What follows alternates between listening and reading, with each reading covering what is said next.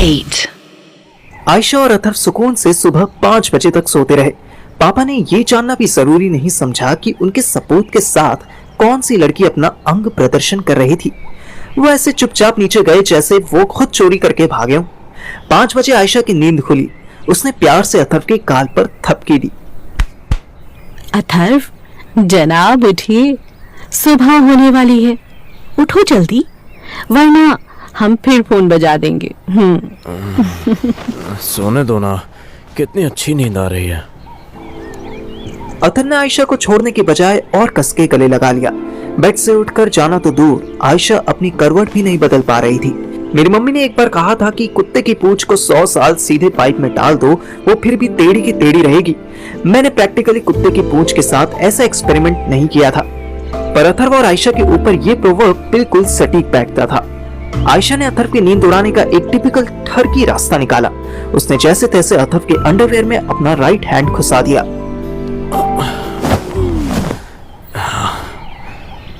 ये क्या कर रही हो तुम सुबह सुबह? अभी 10 सेकंड भी नहीं गुजरे थे कि अथर्व की ऐसी नींद खुली कि वो आयशा के ऊपर आ गया। हटो ना, जाने दो। अब ऊपर आ गया तो कार्यक्रम शुरू हो गया।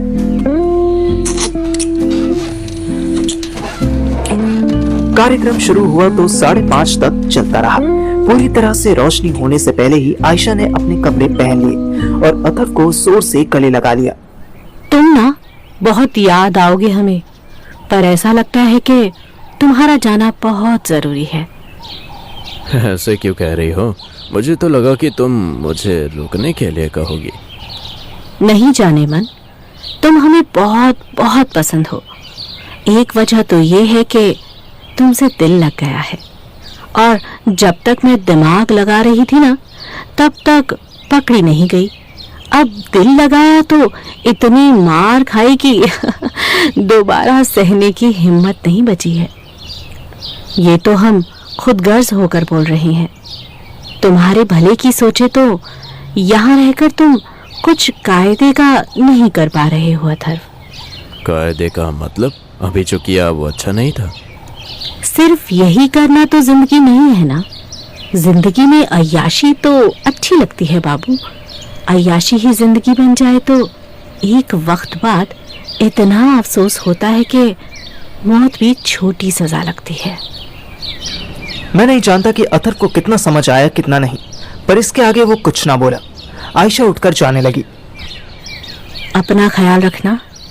तुम्हारी मम्मी से खोज खबर लेती रहूंगी, पर जब तक हम अपने से कॉल या मैसेज ना करें तब तक तुम भी मत करना, ठीक है? अथर्व ने बस हाँ में सर हिला दिया। आयशा एक आखिरी बार छत फांद कर चली गई। अथर्व के मन में फिर एक बार उसके जाने के बाद बहुत से ऐसे सवाल घूमने लगे जो उसे आयशा से पूछने थे। उसने दोबारा सोने की कोशिश की, पर नींद नहीं आई। उसने रूम लॉक किया और चद्दर लेकर नीचे आ गया। अरे पापा, आप सोए नहीं? पापा ने सोफे पर बैठकर ऐसा चेहरा बनाया हुआ था जैसे उन्होंने 1000 करोड़ का लोन लिया हो और अब हर कंट्री उनका वीजा कैंसिल कर रही हो। अथर्व उनके पास आया और सोफे पर बैठ गया। अरे पापा, आप टेंशन मत लो, मैं वहाँ अच्छे से रहूंगा। मामा को खूब परेशान करूंगा और आपके पैसे जितनी जल्दी हो सके लौटा दूंगा। पापा ने बस एक झलक अथर्व की तरफ देखा और फिर बंद टीवी को ताड़ने लगे। पापा, कुछ पूछो ना, आप ऐसे चुप हो जाते हो तो डर लगता है। जाओ, पहले नहा लो, फिर बात करेंगे। नहाने की बात सुनते ही अथर्व नामक चोर की 1 सेंटीमीटर छोटी दाढ़ी में भी तिनका निकल आया। वो बिना कोई बहस किए उठा और नहाने चला गया। आज की सुबह मेरे लिए बहुत स्पेशल थी। आज मैं 2-3 जन्मों बाद सुहानी से मिलने वाला था। मेरा बाप सुबह 7 बजे से पहले ही घर से निकल जाता था और मेरी कोशिश यही होती थी कि मैं 7 बजे के बाद ही अपने रूम से निकलूं। पर फॉर अ चेंज मैं आज 6 बजे ही डाइनिंग टेबल पर अपने लिए 1 कप चाय बनाकर बैठ गया। मेरी मम्मी सुबह सुबह ही कपड़े धोकर छत पर सुखाने गई थी। मेरा बाप नहा धोकर तैयार हुआ और अपने रूम से निकला।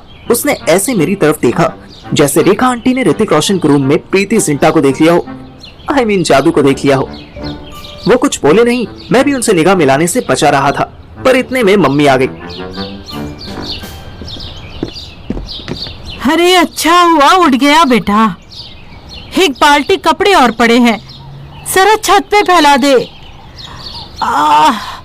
मेरी तो कमर ही टेढ़ी हो गई। मैंने एक नॉर्मल अच्छे बच्चे की तरह टाल दिया। गुड मॉर्निंग मम्मी, अभी चाय पी लूं फिर डालता हूं। मम्मी तो कुछ ना बोली, पर मेरे बाप को ऑब्जेक्शन हो गया। तुम्हारी मम्मी कुछ कह रही है, वो इम्पोर्टेंट है या तुम्हारी चाय? मन में तो आया कि कह दूं चाय, क्योंकि मम्मी तो दिन में 70-80 इंपॉर्टेंट काम करवाती ही रहती थी। सुबह की चाय सुकून से पीने का मौका सिर्फ एक बार मिलता था, पर मैंने बहस नहीं की। इसलिए नहीं कि मैं उनसे डरता था, बल्कि इसलिए उनसे बहस नहीं की क्योंकि मैं सुबह सुबह मार नहीं खाना चाहता था।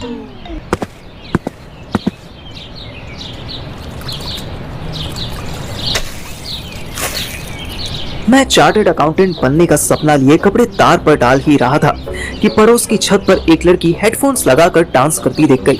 मुझे मजा आ गया। सुबह सुबह इससे अच्छा एंटरटेनमेंट और क्या हो सकता था। मैं एक एक कपड़ा धीरे धीरे तार पर डालते हुए उसके मुंह एंजॉय कर रहा था। 3 मिनट तक बम्स मटकाने के बाद जब उसने उंगलियों से वी साइन बनाया, तब मैंने देखा कि वो ये सारा मुजरा मोबाइल को ट्राइपॉड पर लगाकर रिकॉर्ड कर रही थी। वही मैं सोचूं, कोई लड़की इतनी सुबह डांस इंडिया डांस क्यों खेल रही है। मैं छत से वापस लौट ही रहा था कि उसने मुझे टोक दिया। ओ हेलो, क्या देख रहे थे? सूरज से कितनी समझदार लगती है ये लड़की, कैसा चुतियापे का सवाल पूछ रही है। मैं चंदा मामा देख रहा था। अरे डांस कर रही थी तो डांस ही देखूंगा ना। ओए, ओवर स्मार्ट मत बन, वरना दिन में तारे दिखा दूंगी, समझा? ज्यादा झांकने की जरूरत नहीं है इधर। मैं आगे बहस करता तो नीचे बैठा मेरा बाप ऊपर आ सकता था। वैसे भी रील्स बनाती लड़की से आर्गुमेंट में जीतकर मुझे कौन सा ऑस्कर अवार्ड मिलना था। मैंने हार मान ली। ओके ठीक है, ध्यान रखूंगा, हैव फन। अब मैं हाथ जोड़कर जाने लगा तो उसने फिर टोक दिया। सुन, तेरा नाम क्या है? अब क्या पुलिस कंप्लेंट करेगी? बोला ना नहीं झांकूंगा। वैसे कितने हिपोक्रेट्स हो तुम रील्स बनाने वाले। मेरे अंदर के लॉजिकल कीड़े चोर मारने लगे। इतने हिपोक्रेट्स हो, उधर इंस्टाग्राम यूट्यूब पर 3 मिनट की वीडियो में 8 बार बोलते हो कि प्लीज शेयर लाइक सब्सक्राइब। पूरे दिन बैठ के 10-10 व्यूज बढ़ाने पर डांस करने लगते हो, पर वही डांस मूव्स को लाइव देख ले तो दिन में तारे दिखाने वाली धमकी। वाह। अरे यार, रील्स पे व्यूज आए तो पैसे मिलते हैं ना। हाँ, और छत पे कोई लाइव देख ले तो पैसे कट हो जाते होंगे नहीं? नहीं यार, अभी तो वहां भी नहीं मिलते। मेरे सिर्फ 2K फॉलोअर्स ही है। फिर किसी दिन कॉलैब करके वीडियो बना लेंगे। वैसे तेरे कितने फॉलोअर्स है? तू पर्सनल मत हो, आईडी बता, मैं फॉलो करूंगा, तू देख लेना। तृप्ति, TRIPTI, तृप्ति _moves। याद रहेगा तुझे? हाँ क्यों नहीं, कछुए के बाद मेरी मेमोरी सबसे स्ट्रांग है। चल बाय, बेस्ट ऑफ लक। अरे रुक तो, तुझे पहले कभी नहीं देखा, तुम नए आए हो? हाँ और क्या, बस 22 साल पहले ही तो आए हैं, अभी तो नए ही हैं। अब मुझे जाने दे, क्योंकि मेरा बाप अगर ऊपर आ गया ना तो तुझे ऐसी नई रील बनाने को मिलेगी कि 1 मिलियन फॉलोअर्स एक ही दिन में आ जाएंगे। बाय। ओह, हमें तो अभी 1 साल ही हुआ है। वो फिर कुछ बोली, पर मैं बिना सुने ही छत से भाग गया। गजब चेप लड़की थी। पैदा होने के बाद अथर्व अपने अब तक के जीवन में शायद पहली बार सुबह 7 बजे नहा धोकर डाइनिंग टेबल पर बैठा था। बेचारे के भूख से बुरा हाल था। उसे उम्मीद थी कि पापा उसे किसी बात के लिए डांटेंगे और मम्मी आकर आलू पराठा खिलाएंगी। मम्मी आई और मोबाइल में इंस्टाग्राम स्क्रॉल करते अथर्व के गाल पे एक थप्पड़ चिपका दिया।